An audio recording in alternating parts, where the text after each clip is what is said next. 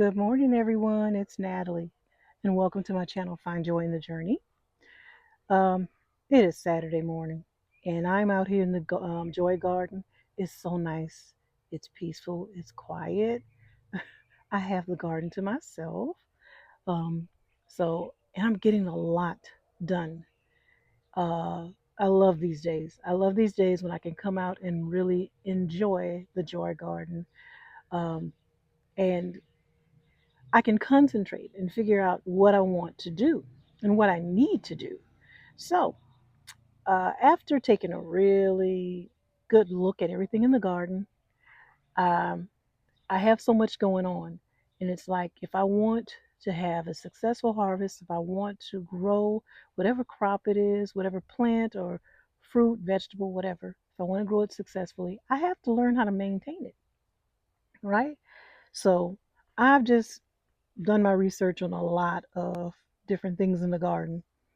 One thing I will be doing today, I will be harvesting some of the mustards because with mustards it's cut and come again. So I will need to harvest them so they can grow larger. I don't want the insects or even the elements to destroy what I'm growing. So I need to start working on that. Also, with my zucchini, guess what?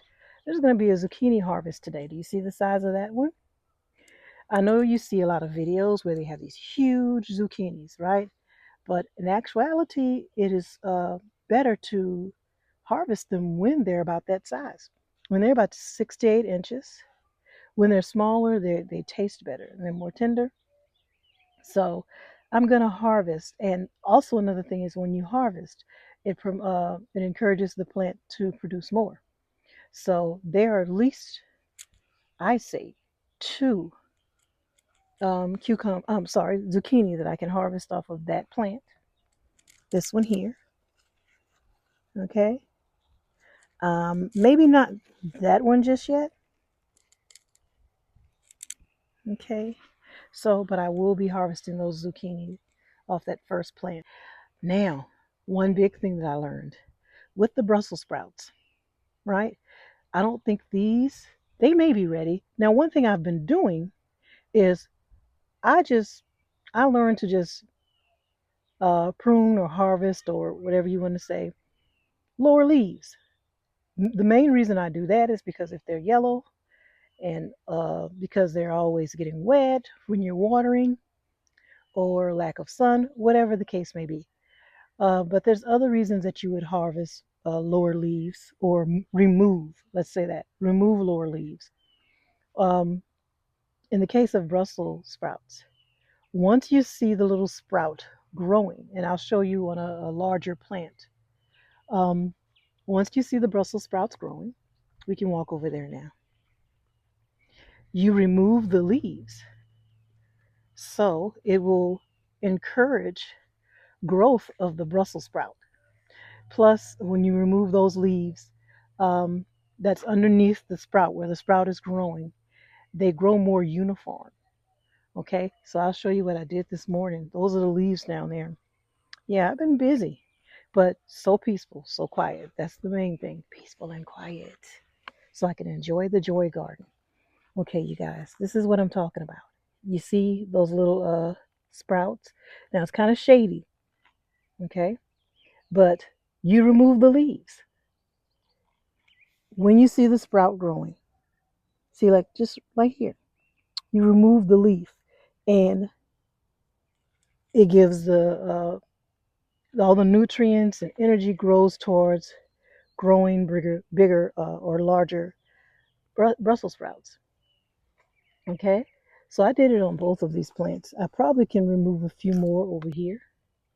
Look like I knocked off one of the little sprouts right there, but that's okay. But it's going to encourage the plant to start concentrating on growing larger sprouts and they'll be more uniform. Okay, so that's one thing I did. And my strawberries. Look, I'll be harvesting a few strawberries today. How about that? Look at that one. That's a pretty one over there. Look, nice. Okay, so So I just wanted to hop on and just let you know this is a pruning day. This is a maintenance day, and it's so peaceful and quiet. So I will be okay. Let's see. The harvest will be the zucchini, the mustards, and the collards. And I think once I harvest what's left of the collards, I'll be done. Okay, because they're going to seed, or they're bolting. They're bolting. First they bolt, and they begin to flower like that, and then they start to set seed. I'll show you what I'm talking about on this one. Okay, you see these little places right here. So basically, it's the plant when it's been there for a while, and also stress and the weather changing and the heat, all of that, that causes the plant to bolt.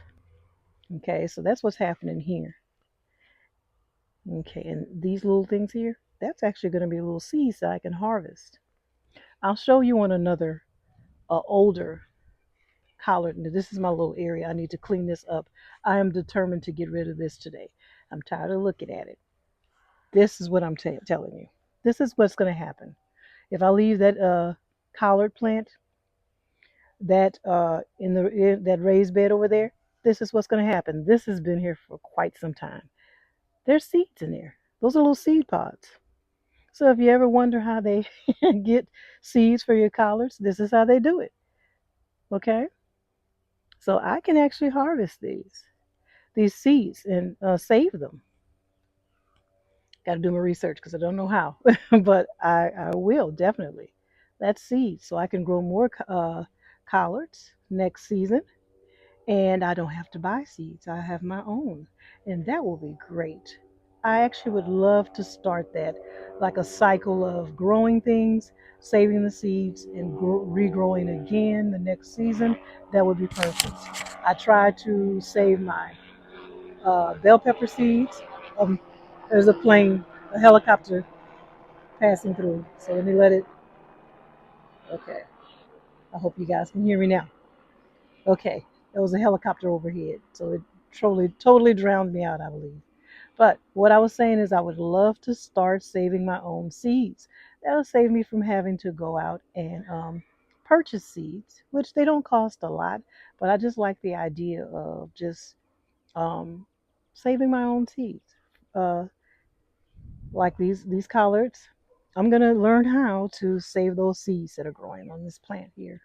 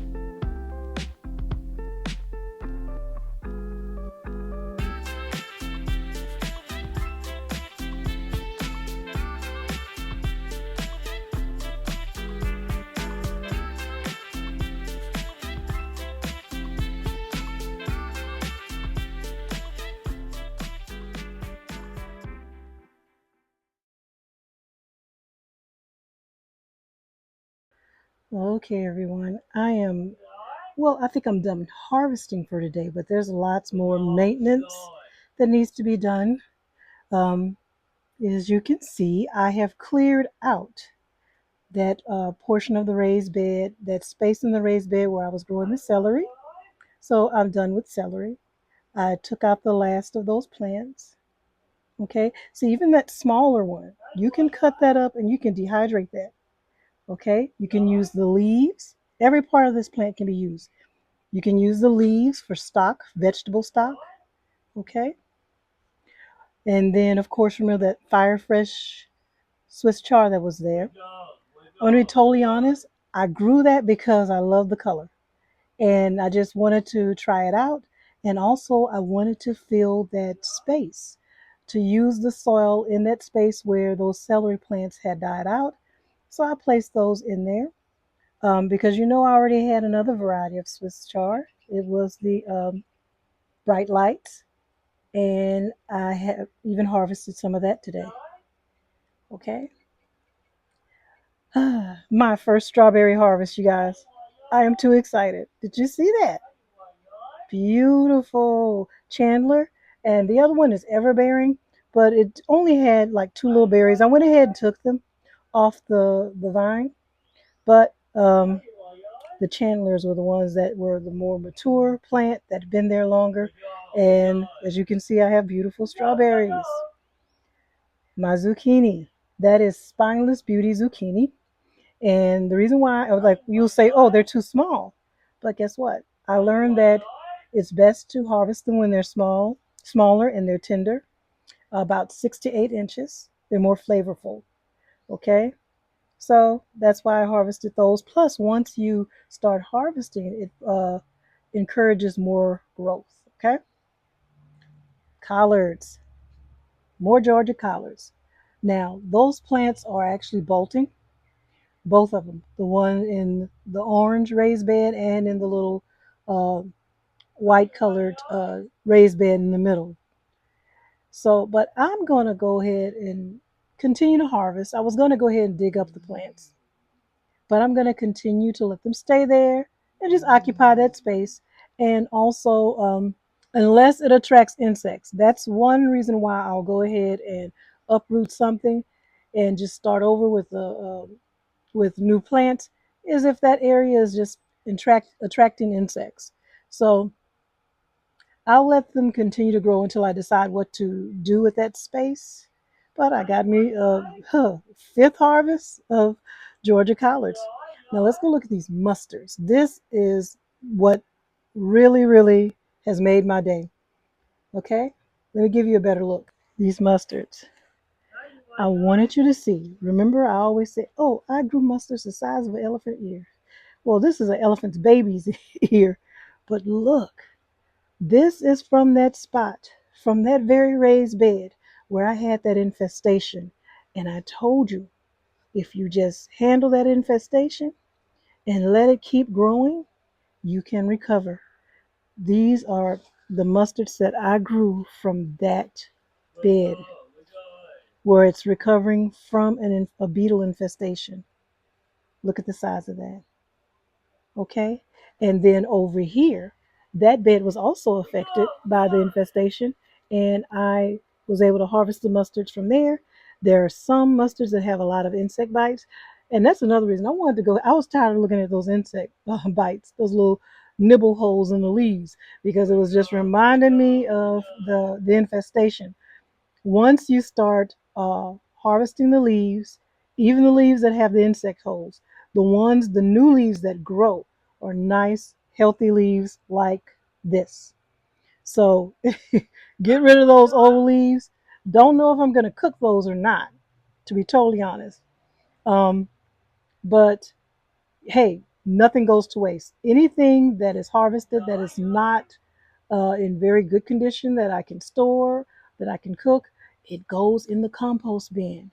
So with those Brussels sprout leaves, beautiful leaves, but I don't know, and even the leaves to the zucchini, they're big, beautiful leaves, but I don't know if they're edible. But I know one thing: they make great compost. Okay, So, okay, you guys, I just wanted to show you the harvest. This is the harvest for the day. The Georgia collards, Swiss chard, zucchini, strawberries, and mustards. These are my Florida broadleaf mustards. And they recovered from a beetle infestation. That's some recovery, huh? I am pleased with today's harvest, you guys. And how can I forget the last of the celery? So I'm done with celery for a while. I definitely will grow celery again. I love growing it. I'm just so pleased with what I was able to store and to use, even in my holiday cooking.